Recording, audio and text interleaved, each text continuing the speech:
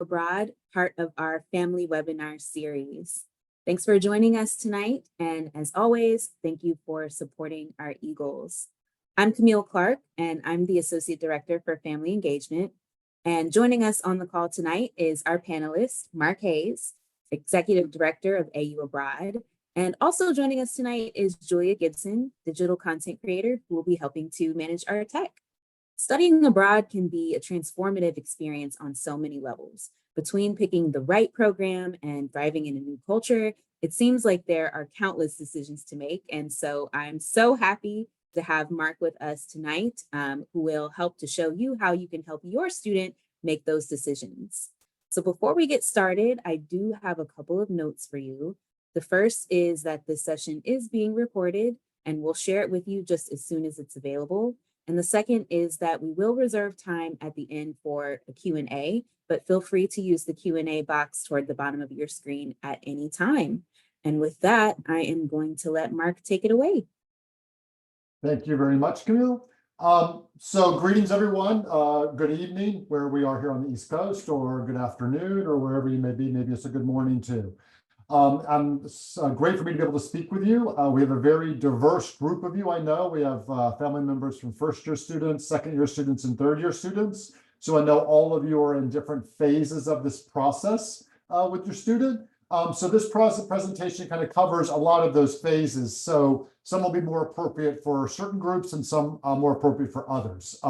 So I think I'll be able to handle most of the pre-submitted questions in the course of the presentation. I do appreciate the 4 pages of questions that Camille gave me. So you guys had some really great ones. And most of them, probably 90% I'll cover in the presentation. And then the ones that I forget, she will remind me and I will try to get to them at the end and include the ones that you had there. So this is what I call like AU Abroad 101. So this is some of the material that we talk to with students directly. And then I've tailored some of the things that I think will be most interesting and probably relevant for the family members and others who are kind of helping them along on this journey. So first and foremost, just so you know, we do have worldwide reach. We have over 100 programs, 30 countries where we send students. This semester alone, I have 643 students abroad in over 30 countries. So it is by far our largest group abroad in one semester ever, about 50% higher than even the numbers we had pre-pandemic.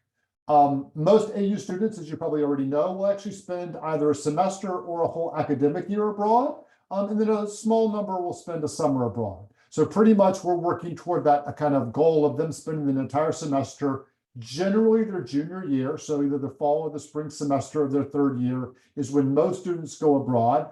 But some go as early as the second semester sophomore year, and quite a few will also go their senior year. So pretty much if you're looking for those semester or year-long programs, by the second semester sophomore year is usually the earliest students can kind of go abroad. We have options for every single major. So I know a big question a lot of people ask is, can my student who's studying physics go abroad? Can my student who's studying international studies? Where are the best programs for the finance major? So we have very detailed sheets for every single program. So if you go to our main website at AU Abroad, there's a big button at the top that says My Major in Study Abroad. So if you're trying to help your student narrow down their choices, that is a really, really, really good starting place. The other thing to really think in mind is a lot of people think, okay, I can't go to Italy because I don't speak Italian, or I can't go to Germany because I don't speak German. The vast majority of our programs abroad, even if they're not in an English-speaking country, students can start there and then begin to learn the language. They don't need to have the language skills ahead of time to study in the vast majority of our programs. The only big exception to that is Latin America. Anybody who's looking to study in Central or South America generally has to have a higher level of Spanish or some level of Spanish before they go abroad. Certain specific programs may have certain requisites, but in general, most of them are accessible, even if you haven't started the language before you go abroad. And last but not least, we do have 3 of our own premier centers abroad. So as probably many of you already know, AU operates a center in Brussels, which has been there for over 35 years, one in Madrid that's been there for about 30 years, and one in Nairobi, Kenya, which has been close to 20 years now. So those are where about 25 to 30% of AU students will study abroad on the programs. Now, here's kind of a general timeline depending on where a student is in their academic career and what they should be doing. So the first year, so those of you who are family members of first year students, really it's about exploration. The goal is the students have arrived on campus, they want to be settled, they need to get their feet on the ground, they need to find out what's like to be a college student, and just kind of start thinking broadly about the kind of study abroad experiences they need to do. So for this, generally, we really, really encourage the students to come to our study abroad fair, which we have in September. This is really a time to kind of get to know all the program options, talk to alumni, explore what is out there for them, just to kind of, as we say, get their feet wet. There's nothing really more that they need to do unless they don't have a passport. We really, really recommend that they go ahead and get that out of the way early, because historically, the passport wait times have gone up and down, and we really don't want to have a situation where they really want to go abroad and find out that their passport has expired, they don't have a passport, or it's expiring while they're abroad. So that's the one concrete action that can really take to kind of help them smooth the process. Now, a lot of the more detailed work happens as you move into your second year. So as you know, first year students are working with first year advisors. They're taking a lot of broad requirements across the curriculum in their first year. And then their second year, they're starting to kind of get more immersed in their major, and then moving over to one of the academic departments. And this is when the real detailed planning starts to work when they want to go abroad. And usually the first path on that step is talking to their academic advisor about putting together that 4-year plan. So I know a big concern for a lot of people is, okay, is going abroad going to take my student off track academically? Is it going to cause them to have to stay there longer? Are they going to be able to use all their credits while they're abroad? The answer is we integrate all the programs very tightly into the curriculum. So every course a student takes abroad through one of our programs automatically comes back as an AU course. So they will absolutely get credit for it that counts toward their requirements here. And then each of the majors they work in work with us to determine which specific requirements within the major that they fulfill.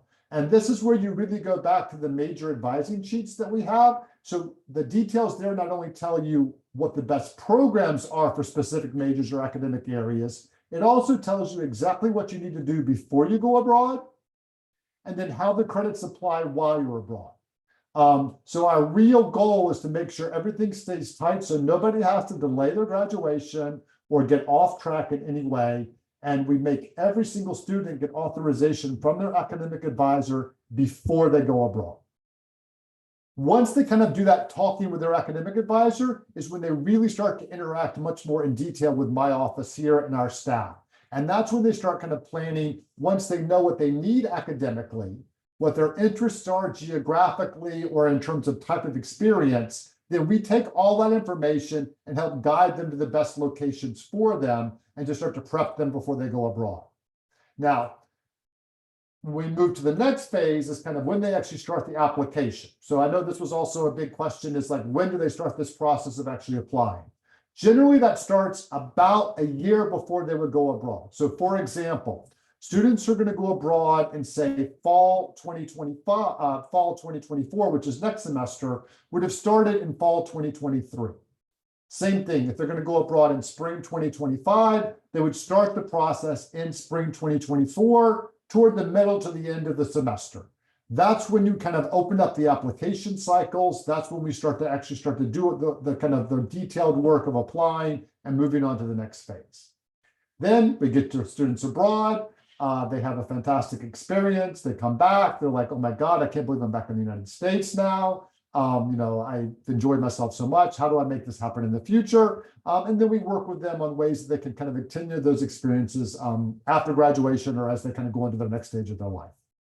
So this is a general timeline of what to think about and what to be focused on. Just the one point I wanted to make, which is also very clear, is that applying for a study abroad program is nothing like applying for college. It's not like you're having to apply to 12 different places because you're not sure where you're going to get in. We try to be very, very transparent in our process. We have very clear criteria of what the minimum requirements are for every program. So probably 95% of our programs are not competitive in the sense that as long as you meet the requirements, you do all the things that you need to do to get the authorizations to go abroad, you will be able to go to the program that you want to.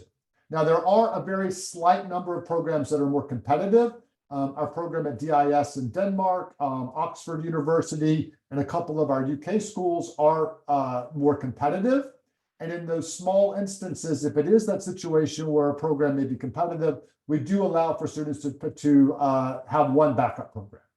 But in most cases, if they meet the criteria, they do the things they need to do to authorize, they will be able to go to the destination they want to go.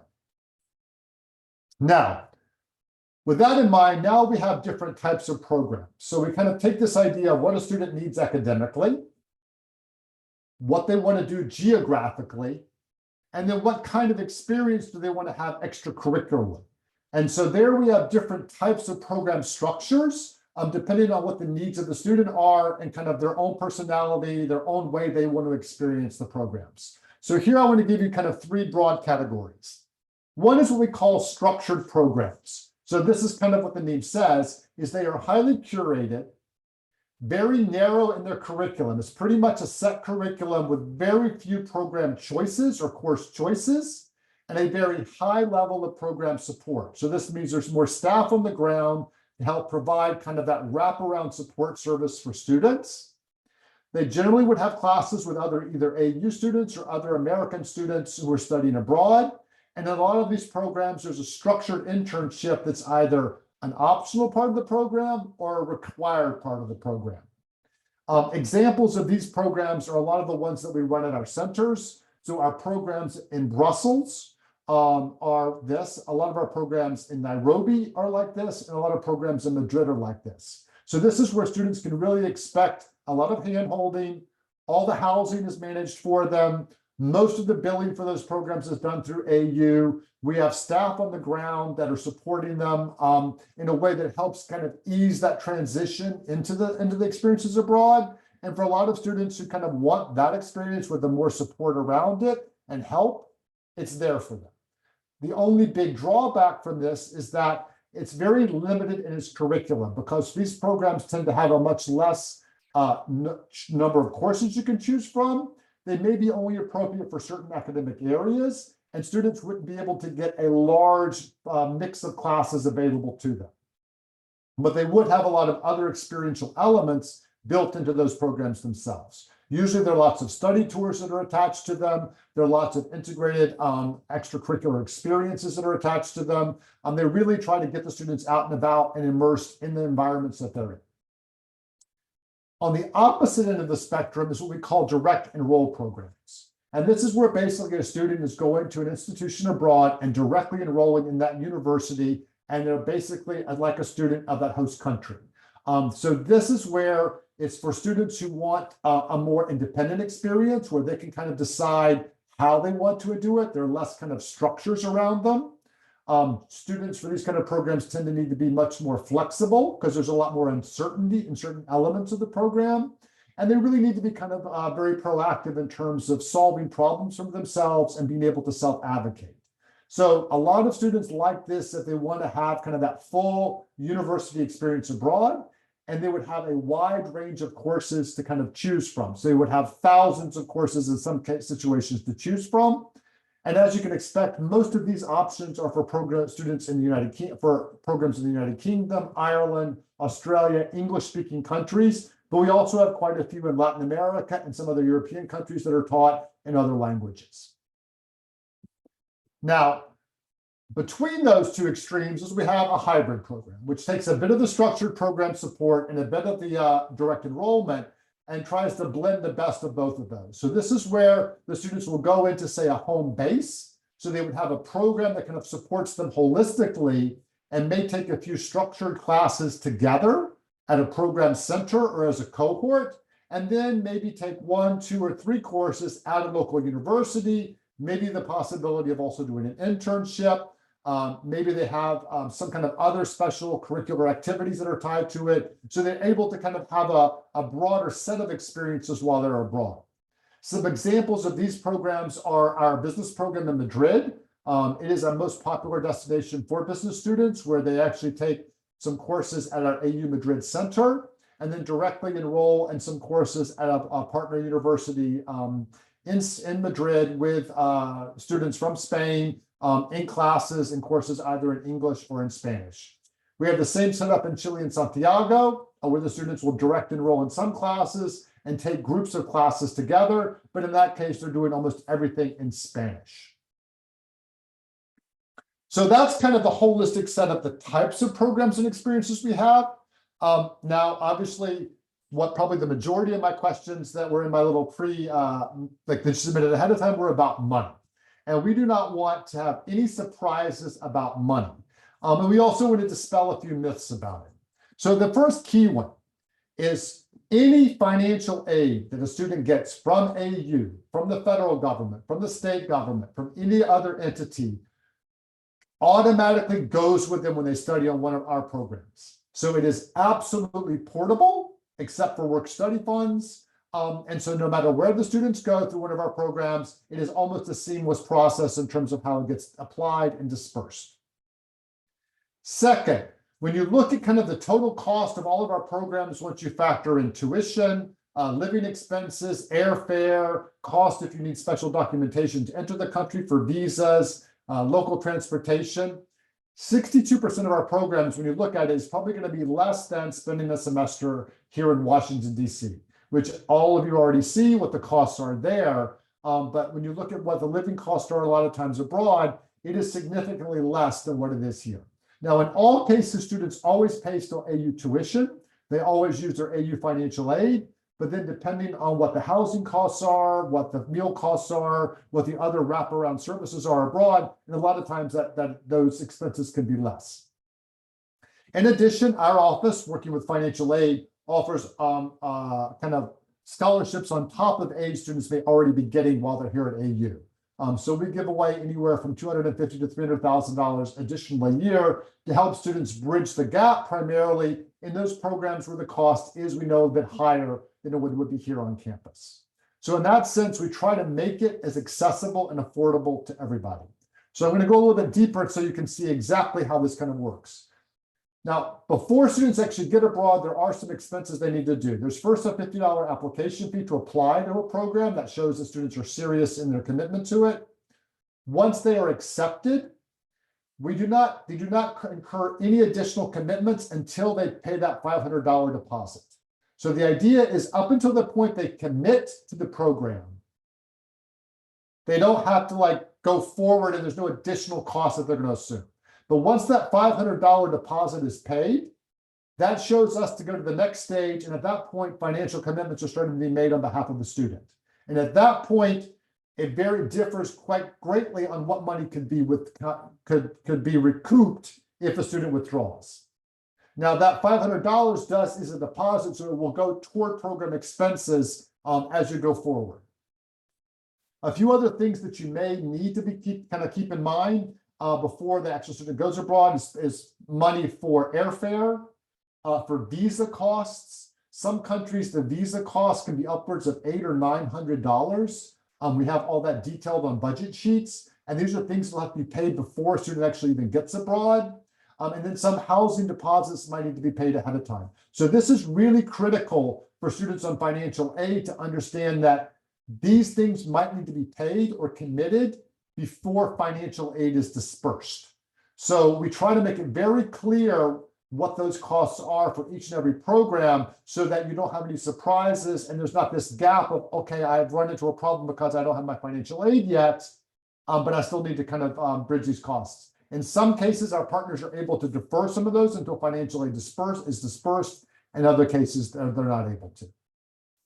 Now, as we dive more deeply, where you can get a really lot of information. So for those of you who are kind of already have students decided on which program they want to do, have already made their mind or already in that process, I really, really recommend that you go to what we call our program brochure sheet.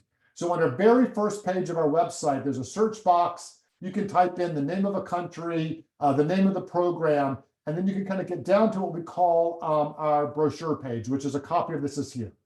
And you see across it, there's several tabs. There's overview, important dates, academics, credits and grades, student life, visa information, and then budget sheet, which I want to talk in detail. But those other tabs are really important because they answer a lot of the questions that I saw earlier. So the date part will give you a general idea of the start and end date for a program. But you will see a very big caveat there that they should not use those dates to buy tickets or to make concrete plans. It's only for a general idea. Once students are accepted into their program is generally when they're told the exact start date and the exact end date of their program to start making those next stage kind of process in terms of buying tickets. The dates that are on the website, you always need to kind of take because they can change, and you will see there's a caveat for most of them there. The next section looks in detail at academics. So this is where you can look in detail at the courses that are available, the type of courses they can take. It takes you into the details of what's available different semesters.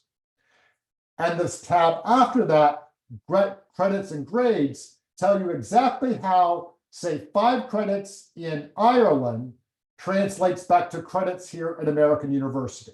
And it also tells you exactly how the grades translate. So if you get a 10 in certain country, what does that mean back here at American University? So that's always very transparent in terms of if you do these courses for these credits and you get these grades, this is what happens when you come back to the university. Student life covers housing and and a lot of extracurricular activities. The visa information is the immigration documentation you would need to do before going abroad. And last but certainly not least is the budget sheet. So every single one of our programs has very detailed budget sheets. And these are 2 examples I just wanted to point out because they differ in the terms of what that program fee is that we charge for going abroad. And I want to make sure everybody's clear on how that works. So as you can see, when you go abroad, there are 2 things that students are always charged. They're always charged AU tuition and a technology fee. Any other fees that they normally would get charged here at AU will eventually get removed from their bill, whether it's a student activity fee, it's kind of a fee for the sports center. We will go through and make sure all those are removed, and these are the only 2 fees that are left. And then we will charge a program fee for AU abroad, which at the lowest end is $800. At the highest end can go up to close to $8,000. But in those program fees, a lot of different things are included. So usually below the bottom of these budget sheets, it will tell you exactly what's included in the budget fee. So if you look at the one on the right, Spain, Classes and Alliance of the Mediterranean, one of our most popular programs in Spain, all that stuff at the top, the tuition plus the program fee that comes down to a billable total of about $34,882 is what will appear directly on the student's bill. And all financial aid will go directly against that. So that's nothing you would need to pay out before financial aid is dispersed. So financial aid will automatically go against that.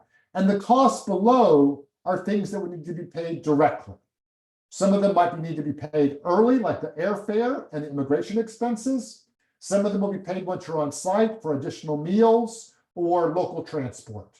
And then at the very bottom, we give you kind of a summary of what the total estimated cost for that semester is. And the amount at the bottom there is pretty close to what an estimated cost of semester is here at AU.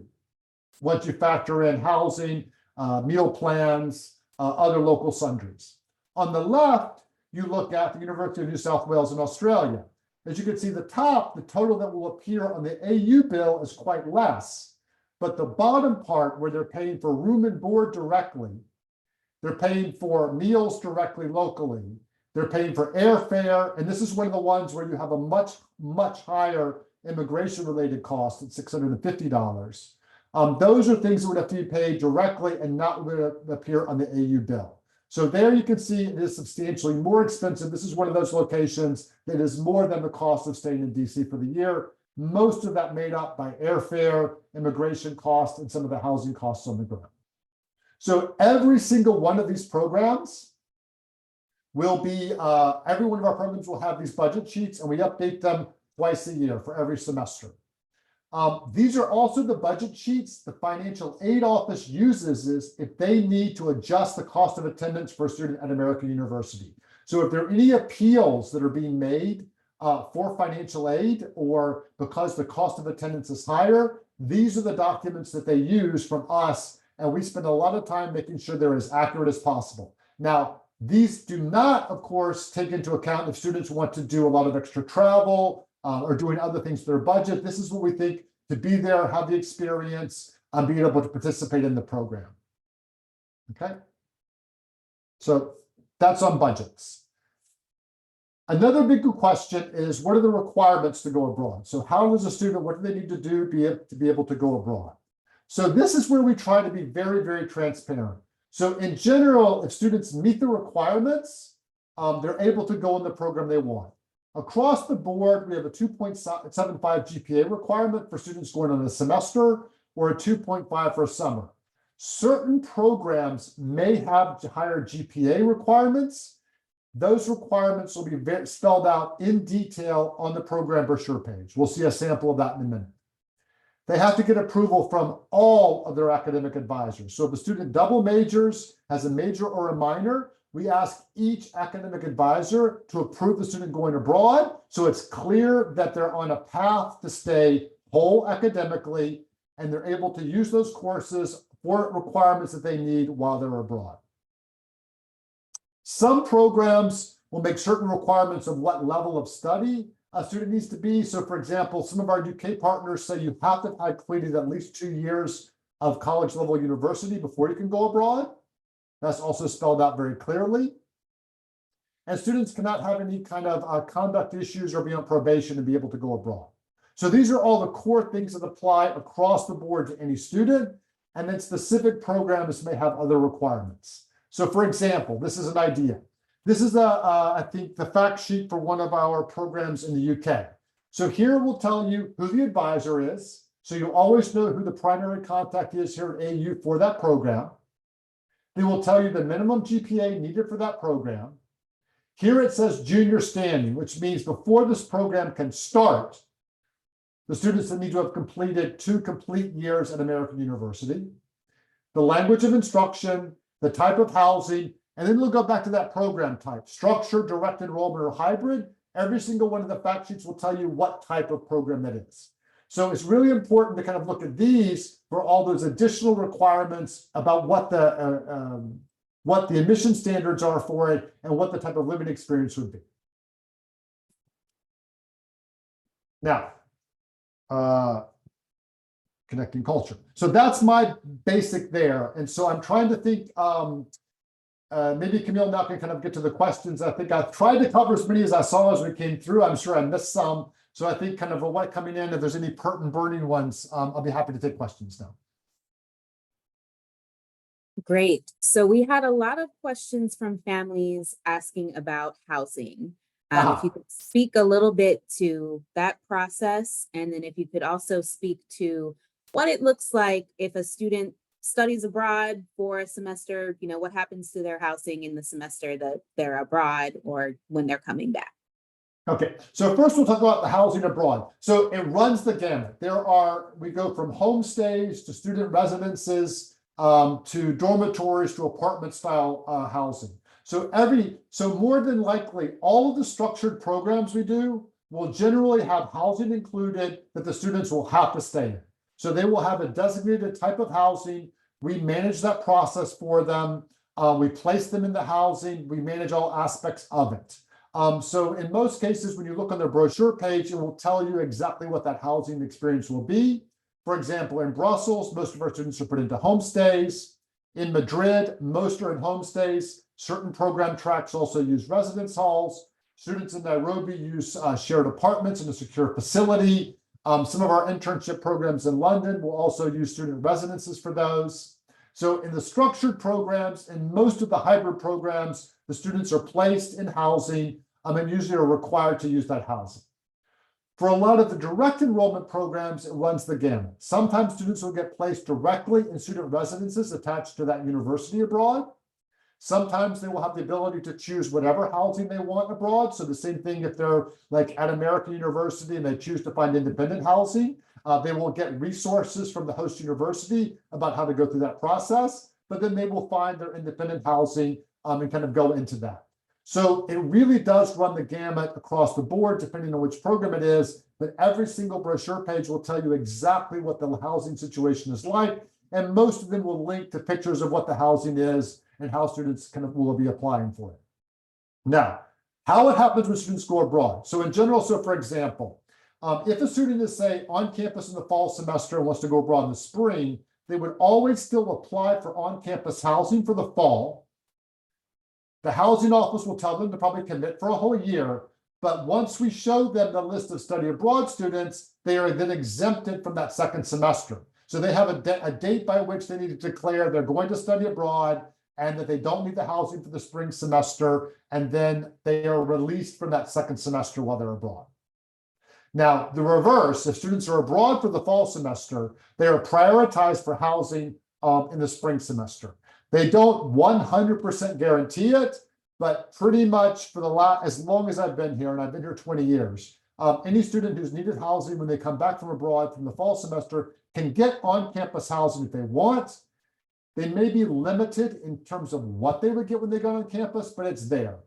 A lot of students, if they're off campus, and this is where they work when they use housing office, they will either try to find a sublet or sublet their apartment that they've rented to somebody who's coming back from study abroad. So there's an active kind of off-campus board that the housing office maintains for advertising those types of expenses, those types of experiences, primarily to the AU community. So we see that happen. A lot of students who are abroad in the fall may commit early, sublet in the fall. Then when the students come back, they kind of switch. Some people take spots from other students as they go abroad. But in terms of on campus, they're released from kind of their contract, for the spring semester if they're here on campus for the fall, and they're pretty much can find housing when they're back in the spring. Great, thank you. We have a couple of requests to break down exactly what a homestay is. And if you could share if there is a cost difference between doing a homestay or staying on campus, what that looks like. Yeah, so homestays in general, they differ a little bit country by country, but what their general conditions are, students get their own room. They'll have a study space in that room. They will have access, of course, to a bathroom. Sometimes it's an individual bathroom, sometimes it's a shared bathroom. In some situations, they may have access to a kitchen to make their own meals. In some cases, it may be more restricted and the family's making meals for them. So, and a lot of times the overall cost for the homestays tends to be a little bit less than, say, living in a residence and then having to have meals separate. Because most homestays, they'll usually provide breakfast and a dinner for the students with them. Lunch is usually held outside, and then they'll use some meals on the weekend. Each specific homestay has a different set of conditions depending on the nature of the program, how the students are moving around, but it tends to be a little bit less expensive because there's a lot more meals and other things kind of there. And we do it also in a lot of countries where we want students to be able to use their language skills, to integrate with local communities, to integrate with families, but they generally always get their own living space, their own kind of sleeping space with study space, and then access to a bathroom. And then in all of our locations, we have like very detailed criteria for vetting the homestay families in terms of what they need to provide, what the guidelines are in terms of expectations from the families, expectations of the students, and a lot of that detailed information is shared as students are applying and then kind of getting ready to go abroad. Great, thank you. We had quite a few questions around safety. So if you could talk a little bit about what safety looks like abroad, particularly as it relates to if a country, is declared code yellow, is it still safe for a student to study abroad? Yeah. So yeah, this is it's funny because of course parents always ask me this question, or family members ask me, and students never ask this question. So here's what happened. So one thing I can tell you is in terms of like resources, we have an amazing set of resources also on our website. There's a big health and safety kind of bullet right in the middle. So that kind of gives you some overviews of kind of all the things that we think about and we think the students should think about in terms of going abroad on a host of areas. It also gives details of what happens in cases of emergency, and it also gives very detailed information on insurance. And I really, really, really recommend that you take a look at that insurance piece to see how the coverage happens there. And that's something we go through in great detail. So overall, we do a lot of work to assess the safety and security in every individual program and every individual country. So that means making sure that the living conditions are safe and secure, that the environment in the country before the students are going there is relatively safe and secure, that the way they are traveling around is safe or secure, that the providers that we are using in there are well vetted and provide like fire safety and security standards. And then we monitor those. I mean, I do on a daily basis with a global risk management team that we have here at AU, which is underneath our global risk, our overall risk management program, so that if an action happens abroad, we respond. So obviously I can give you some examples. Last semester, the conflict erupted in Israel. We had to evacuate students from Israel. So we have insurance for all students when they go abroad. So we have a general emergency travel insurance that covers emergency health insurance, emergency evacuation insurance, and some other support services around that. So we then provide that across the board to every student who's going abroad. So that there's nothing they have to do, it's automatically done so that there's full coverage for those events. So in the case there, it was civil unrest. All the kind of levels were raised by the State Department here, by other security organizations that we work with in terms of monitoring, and those students were evacuated. So at that point, we use a third-party provider. They manage the entire evacuation.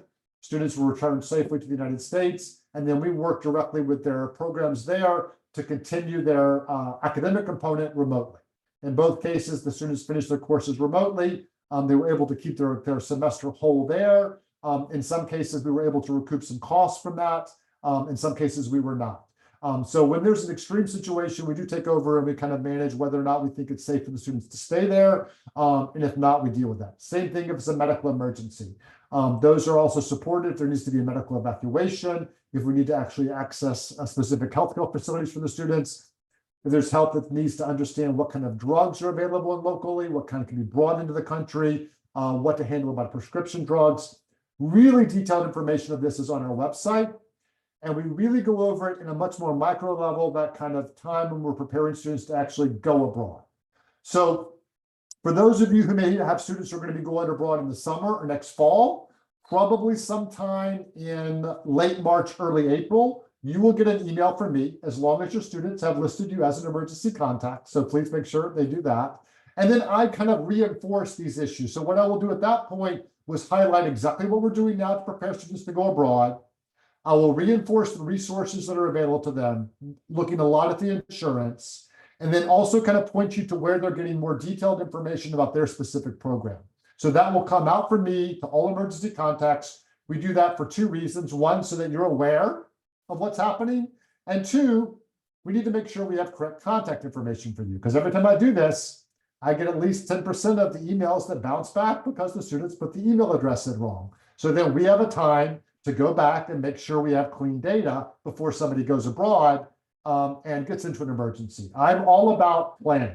The more planning we can put up in front, the more that we know about what's happening, the more we have the data collected, the data clean, we know where people are, we know what they're doing. Then when there is an emergency, we can react quickly and efficiently. And trust me, I was around and was the one who got to evacuate 455 students from all over the world when the pandemic hit in March 2020. And that was definitely the biggest challenge of my 20 years here. So it is something I personally spend a lot of time on being the executive director. So any emergency happening abroad, I deal with directly with our risk management team. And then the rest of my team are working to help prepare the students well before they go abroad. Thank you. Can you talk a little bit about jobs and internships? Can a student work when they're abroad? Can they have an internship abroad? What does that process look like? Yeah, so first about internships, because internships will work a little bit different. So probably close to 30 to 35% of our students, when they go abroad, will do a credit-bearing internship. So this is mean much like they would do here, is they would work with our teams on the ground there on kind of getting into an internship while they're abroad. And in some cases, it will be a required part of the program. And then in all cases, we have an academic component which is attached to it that is overseen by a faculty member who kind of does a structured academic program with the students on that, kind of help them not only navigate like a work environment in a different country, but also to process what's happening in those work environments in those countries and the cultural aspects of things that are happening there that may be very different for students who are used to doing an internship or have not done an internship in the US. The other thing we do is actually we spend a lot of time preparing them before they go abroad. So for example, Brussels is one of those programs where every student does an internship And there's a lot of things they need to do before we can kind of start that matching process for the internships. So at that point, they even start working with our Career Center on how do you format your CV or your resume for a European organization? What do you need to highlight? How do you need to highlight? What do you need to highlight to make it kind of stand out among the crowd there? So they kind of learn the skills also of what they need to do to be able to find these placements in a different country. Then once there, we actually have close contact with the institutions that they're actually interning in. A lot of what they do there is also evaluated by their supervisor there and by the professors overseeing the academic content.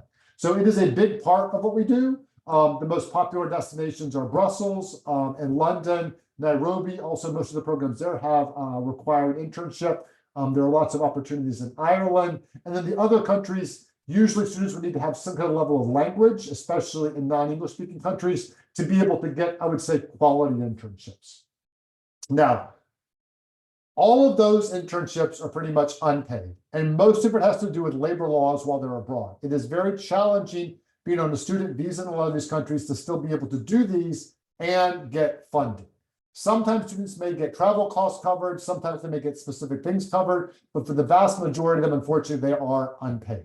Now, some students, depending on the type of visa that they're in and which country they're in, they might have the ability to work a certain number of hours. Sometimes this is possible in the UK, sometimes it's possible in Australia. That really goes into the detail of which country that you're in. And there are also some restrictions around what they can do, how many hours, and what's available to them, and even the likelihood of them being able to get a job. So we really do caution students to think about not banking on being able to go abroad to work to fund their study abroad. That is a very high risk kind of approach to it. We know students have been abroad and able to do it, but it's like a very hard thing to kind of bet on, as you may say, there's a like in terms of being able to get a job on campus here. So in some cases it's possible, but it really depends on their specific immigration status, the specific country, and the specific location that they're in. Thank you, Mark.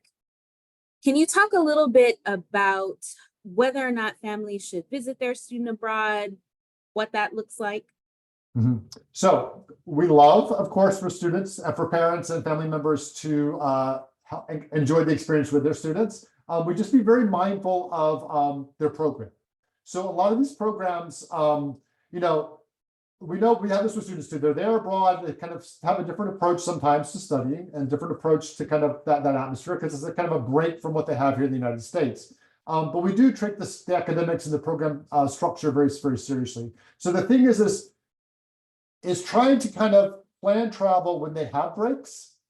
So it's not disrupting their academic program, or it's not disrupting a mandatory part of their program. Because a lot of the times, in addition to the academics, some of these programs will have required study tours, required extracurricular activities that students have to do. So we try to say, please prioritize that during the break times when the students are there, or before or after the programs. So a lot of parents will bring their students over to the program and do something ahead of the time. A lot of times they will stay afterwards to kind of do things with their students after the program ends. Things will be on the weekends, but like we do really ask and kind of say, be mindful of what their commitments are there and try not to kind of take them away from their commitments that they need to do while they're there for the program. But definitely take advantage of the times when they have the time to travel, when they have the freedom to do that. And of course, we welcome that for the parents to be able to experience that with their students. We've gotten a lot of questions around AU's role in direct enrollment programs. So, what does AU do? What do they provide, within those kinds of programs? Okay, so in those cases, it really, really depends on the partner. So most of our direct enroll students, I'll take a moment to kind of look probably primarily at the UK, Ireland, and Australia, because those are where the vast majority of students will do direct enrollment. We have very strong relationships with those institutions in terms of, advocating to a degree for the students, of being able to kind of help coordinate the intricacies of giving guidance on how to deal with the nuances of registration and others. But at some point, there is a limit to what we can do to intervene. because these are institutions where they're directly enrolling. They have their own processes, they have their own policies, they have their own things. So, I cannot go influence a grade that's given by a foreign university. That has to be adjudicated through that foreign university. And we help support a student through that process, but we cannot influence that process in any way. In the same way, we kind of give guidance about how the housing is structured there. But in that sense, the same thing. They will manage the housing in the residences. They will have rules for those residences. We can give the likelihood of where we think this institution, we are confident they will be able to place you. This institution, you will get placed as long as you meet the deadlines. This institution, you need to be prepared to have backup plans. So like in certain cases, we only can do so much to help in those situations. That's why these programs are really, really geared towards students who are independent, want that independence, are flexible, and can deal with a higher level of ambiguity. If they want more certainty or need that certainty built in, then they really need to look more toward programs that are structured or hybrid, where those wraparound services are something that we have more discretion over and more control over. But like the same way, if an exchange student comes to American University, they can't dictate how we deal with our situation with our students here. The same way I cannot dictate to an institution in the UK or in Australia or Ireland what they should do. Our job, and what all my advisors are, is they're fantastic about knowing these institutions, having connections to these institutions, and being able to help guide students to kind of where they can get the resources and what they need to do to make the experience happen. But in some cases, we have to be quite honest that we cannot change things for them, and we cannot fix certain things. So that's why they really need to be able to self-advocate in those situations. And there are certain privacy laws across Europe, which many of you may be aware of, that are much more strict than the United States. So there are certain things that even within our agreements that is challenging for them to share because of their own privacy laws. The same way you notice here, we have FERPA laws in terms of what we can always disclose to parents and family members, about the student's academic records, about other things. In the EU, those are much stricter. We have a few more questions around homestays. How might a student navigate a homestay if they have dietary restrictions? Yeah. So the best thing to do is, so whenever we have a homestay situation, we have a very exhaustive kind of list of things in terms of asking for a student to give as much information about themselves as possible. So are there dietary restrictions? Are there allergies? Do you want young children in the house or not? What kind of environment do you need? Are there any accommodations that you need? So we definitely try to match those. Some are more challenging than others. So in most cases, we've been able to manage it within the homestays in terms of if there are specific dietary restrictions, if there are issues. I mean, even if students have mobility issues, we can manage that in certain locations relatively, I don't want to say easily, but can manage them. And if, we have a situation, a very extreme situation where, like we've had on very rare occasions, extreme dietary situations where it is like a severe health risk, if a student has like cross-contamination or other things, then we may look at ulterior housing arrangements. But those generally have to be supported by our academic support, our ASAC officer at AU, that has to document that this is like an extreme situation, and we work with them very closely to make that possible for the students. But 99.9% of the time, we can usually accommodate the needs within the homestay. We've been working with a lot of these families at our own centers for decades. Our homestay coordinators have been doing some of this for decades. They've been around. The one in Brussels has been there for close to 25 years. Our one in Madrid, I think she's up to like 17 years now. So they have a long experience kind of dealing with like a lot of specific needs. Thanks. Are you able to elaborate a little bit more on what exactly the vetting process looks like for those homestays?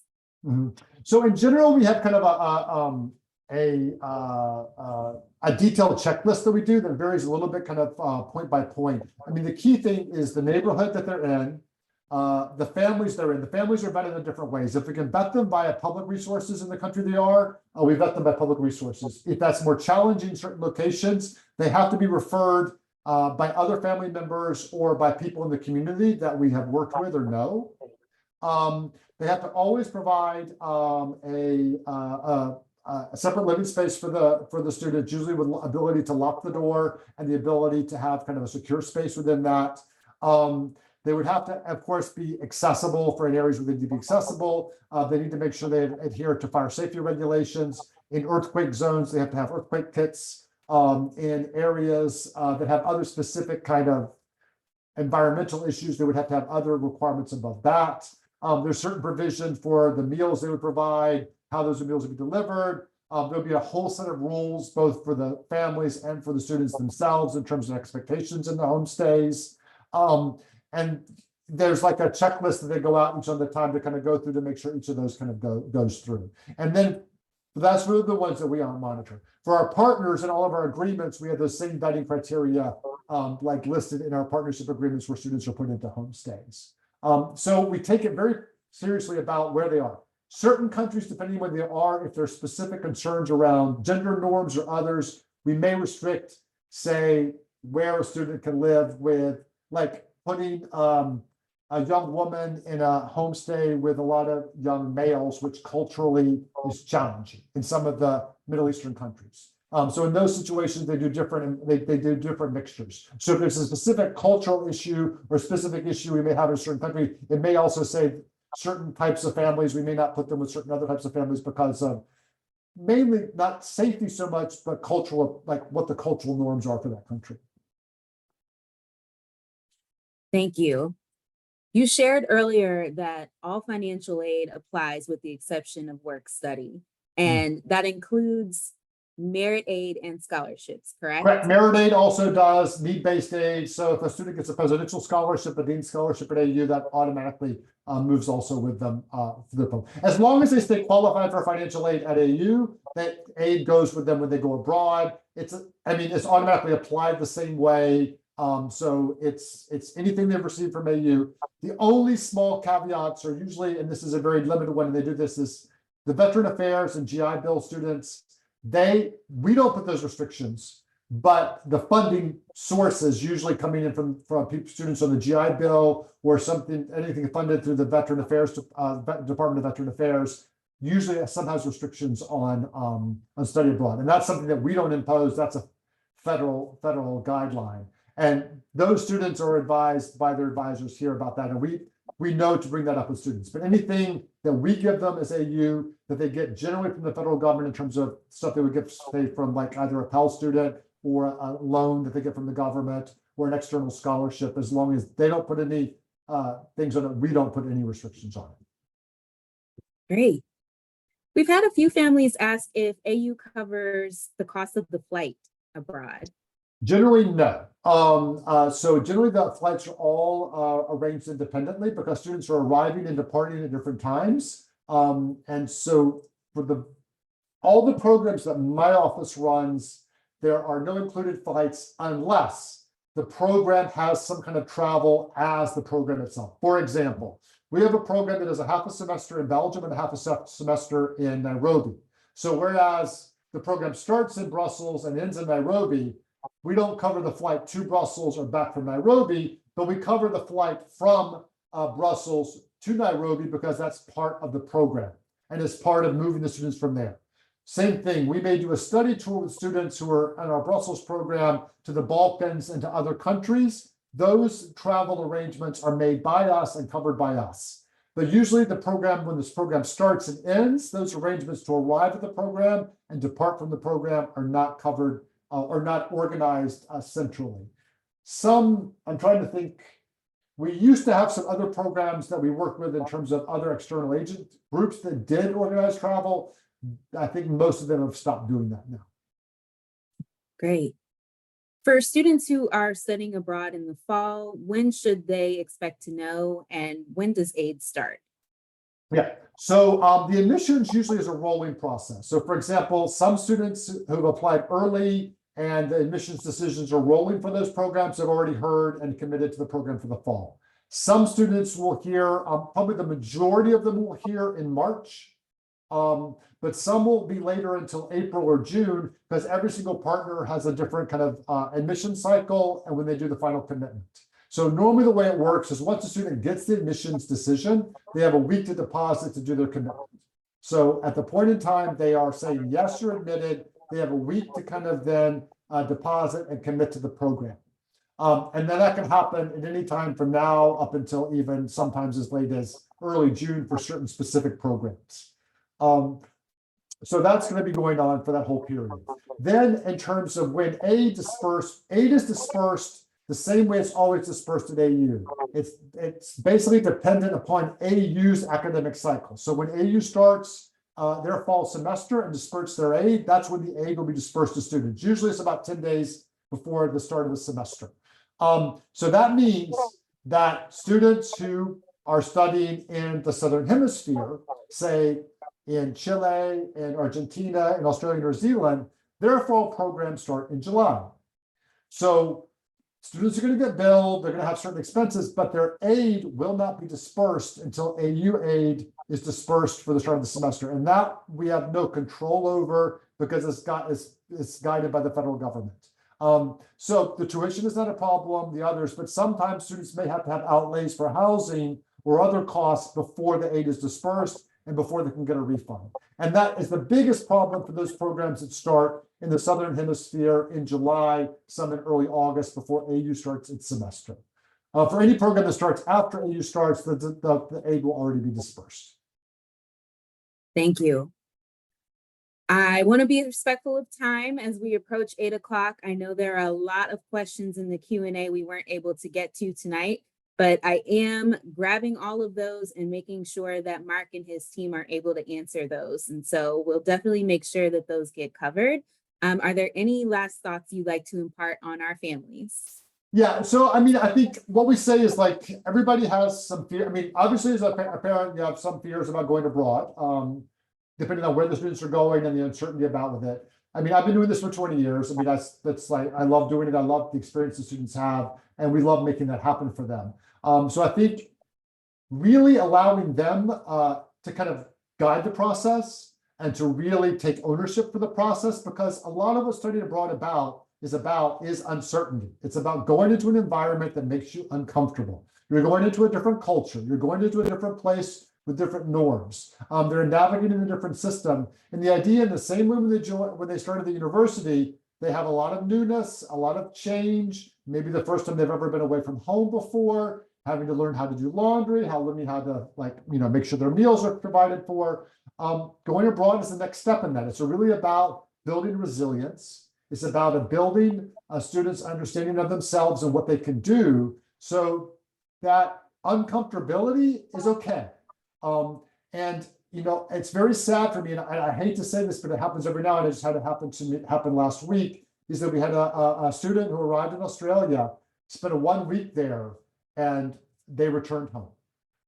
And for me, that is a fail. I mean, it's sad, but they, were not comfortable in that environment. They felt they wanted to come back. I mean, we tried to encourage them to work through that uncomfortability, that feeling, you'll have a feeling of isolation at the beginning. You're in a new place, you're meeting new people. It's very different, but everybody reacts to that differently. So, I mean, us being supportive, you being supportive, and trying to get over that hump if it happens, of really giving it time. Because what we see that a lot. People either are really excited when they get abroad and everything's perfect, or they're really anxious when they get there because everything is really different and it's not what they expected. So getting over that period usually gets them to the point where they feel like, okay, I've done this. I've pushed through that wall and I've made it. And I think I know it's as a parent or a family member, it's hard to hear sometimes because you want to do something and they're very far away. But sometimes the best thing is not doing anything. And I know that's sometimes very, very difficult, but it's this is part of that process of building resilience, building independence for self-exploration. Because when I talk to students, the one thing that they always say is, I really think I understand myself a lot better having gone abroad. You think they're experiencing all these new things about learning about the things, but what they learn more about is themselves than anything else. So giving them that space to be uncomfortable, to kind of make a few mistakes, which is also okay, but to give them that space to grow. That's the best advice I can give. But I know it's hard when they're calling you from 6,000 miles away and they're feeling homesick and they may be sick and they've gotten something from all the adjustment and the jet lag, and the change of environment. Great. Well, thank you, Mark, for taking time out of your evening to speak with our families. And families, thank you for joining us tonight and learning about the ways that you can support your Eagle through the AU Abroad process. Feel free to reach out to us at eaglefamilies@american.edu at any time. And again, we'll definitely make sure to grab all of these questions and make sure that they get answered. Thank you, everyone. Have a good night. Yeah, thank you. Have a wonderful night.